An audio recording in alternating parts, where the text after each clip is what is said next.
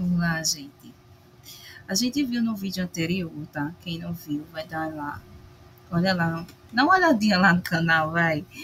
Em que a gente vai estudar sobre os tipos de políticas públicas, tá bom?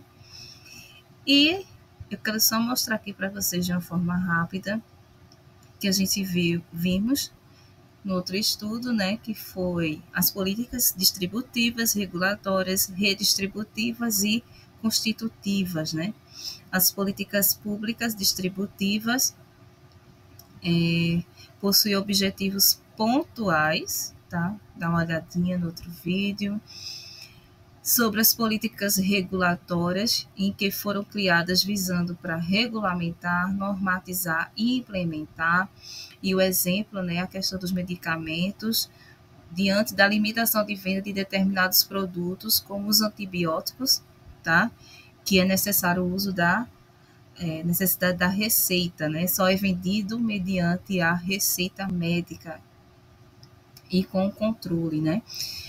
Nós vimos também sobre as políticas públicas redistributivas, a questão dos impostos, né?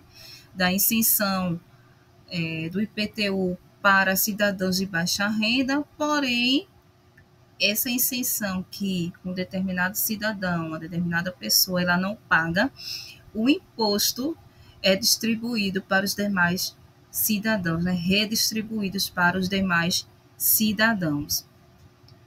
E também vimos sobre as questões políticas públicas constitutivas que tem a ver com estabelecer e distribuir a responsabilidade, tá, entre municípios, estados e governo federal, estipulando competências e formas de participação social nessas ações, ou seja, quando surge, né, uma demanda da sociedade, de um grupo, né, com a política pública constitutiva, ela vai ser responsável, né, pela discussão, pelo problema, né, discussão do problema, da Constituição enquanto agenda passível de discussão, formulação e implementação enquanto política, né, aí distribuído municípios, estado e governo federal. Então, nessa parte que a gente viu anteriormente sobre as políticas públicas constitutivas, para a gente entender melhor, temos um ciclo. Como é que funciona? Como apresentam Han e Hill em 1993, o ciclo, né, das políticas é composto por fases, como você pode ver no esquema a seguir. Então, nós temos as fases da política. Temos a formação de agenda, temos formulação das políticas, temos processo de tomada de decisão, tem a implementação da política e a avaliação. Então, é um ciclo, né? Formação de agenda, formulação das políticas, processo de tomada de decisão, implementação e avaliação. Nada é aleatório, há um ciclo, né? Em relação às políticas públicas. Então, vamos explicar cada uma dessas fases, né? Dessas etapas, né? Do ciclo das políticas, né?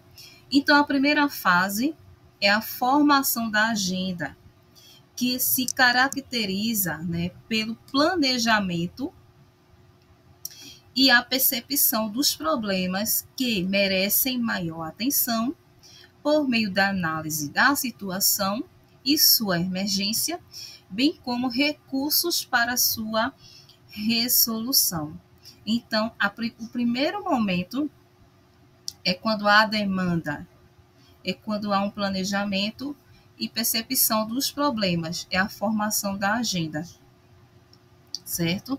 Que vai ali analisar a situação, que merece maior atenção, que tem maior emergência, aí vai ter que pensar nos recursos para essa solução.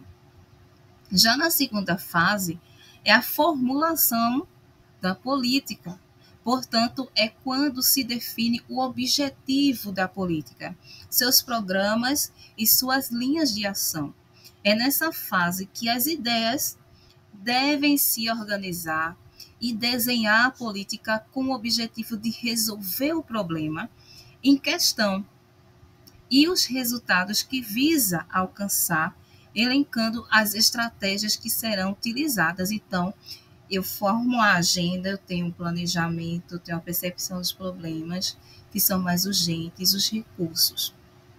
Depois de tudo analisado, agora eu vou formular a política, que aí vou ter que definir os objetivos dessa política, os programas, as ações, né, que vai ter que acontecer. É nessa fase que as ideias devem se organizar e desenhar a política com o objetivo de resolver o problema em questão e obter os resultados, né? Alcançar os objetivos, os resultados com estratégias, né? Tem que ter estratégias. Tem que ter estratégias, né? Nós temos a terceira fase, a terceira etapa, que é o processo de tomada de decisão, no qual se define quais serão as ações adotadas, os recursos e os prazos para cada ação política. É quando a gente vai fazer uma redação, um texto, nós temos que pensar no título, né? Nós temos que analisar a situação, nós temos que pesquisar, entender, ver os objetivos, colocar as ideias que surgirem em relação àquela situação, né, aquele problema. E agora vou tomar a decisão. Qual a melhor ação a fazer? Quais as ações a serem adotadas? Quais os recursos? Quais os prazos? Se eu vou colocar, se vai ter somente uma ação, duas ações, três, e qual o prazo de cada uma, quais os recursos vão ser utilizados cada uma. Então, é nessa fase que há a tomada de decisão. Na quarta fase, é a implementação da política. Então, aquilo que eu planejei, aquilo que eu organizei, aquilo que eu decidi, agora eu vou implementar. É quando se põe os planos em prática, se direciona os recursos financeiros, tecnológicos, materiais e humanos para executar política. Então, nessa fase aqui, que é a quarta fase, eu já tenho que ter tudo já esquematizado, as minhas estratégias, os materiais, as pessoas que vão trabalhar, quantas pessoas, a necessidade de recursos tecnológicos, recursos financeiros. Então, aqui é o plano em ação. E na quinta fase é a avaliação, ou seja, é preciso ter um acompanhamento, né, da política visando o sucesso da ação, ou seja, eu vou analisar se aquela determinada ação ela foi positiva, se teve sucesso. Para isso é muito importante que a avaliação aconteça em todas as fases da política, visando os melhores resultados, corrigindo as possíveis falhas ao longo do processo de efetivação. Então, aqui nos esclarece, nos diz que essa avaliação não só deve ser feita na última etapa, depois que tudo já estiver pronto, mas em cada fase eu devo avaliar se aquilo realmente vai, né, ser bom, se não vai ser, se os recursos vai dar, se não vai dar, para quantas pessoas, qual público, né? Quais os recursos necessários, financeiro, material, humano. Então, a avaliação em todas as fases, tá? Só que aqui na quinta fase, contribui para o acompanhamento da política visando o sucesso da ação. Assim, o Estado ele age por meio das políticas públicas, né? Visando atender às demandas sociais em termos de distribuição de bens e serviços sociais, podendo sua abrangência acontecer no âmbito federal, estadual e municipal. Vem agora uma pergunta para a gente, né? Você, futuro educador, sabe qual é a diferença entre Estado e governo? Você sabe qual é a diferença? É muito importante compreendermos essa diferenciação, pois é comum confundirmos Estado e governo. A palavra Estado, como a compreendemos hoje, passou a ser utilizada no século XVI, conforme pontua, eu acho que é Bobbio, gente, 2004. Se origina da palavra latina status, utilizada para denominar o conjunto de instituições e pessoas que tinham domínio sobre um território e seus habitantes. Segundo Rocha, em 2008, podemos dizer que Estado é toda a sociedade política, incluindo o governo. O Estado ele possui as funções executiva, legislativa e judiciária. O governo faz parte do Estado e pode ser identificado pelo grupo político que está no seu comando. Contudo, uma política de Estado ela é regulamentada por leis e tem uma duração ampla, independente do grupo político no poder.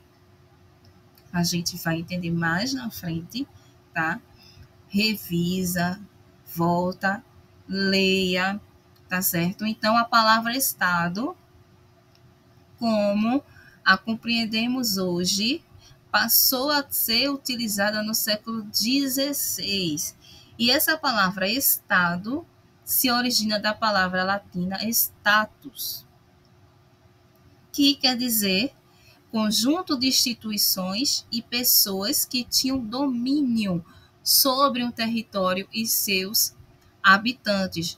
Lembrando, segundo Rocha, ele diz que Estado é toda a sociedade política, incluindo o governo. E quais são as funções do Estado? Executiva, legislativa e judiciária. No próximo vídeo, nós iremos ver, né, dar continuidade sobre essa questão, né, de governo, de Estado, a diferença, como é organizado, tá bom? Então, se inscreve se você ainda não é inscrito, deixa teu like e compartilhe até o próximo vídeo.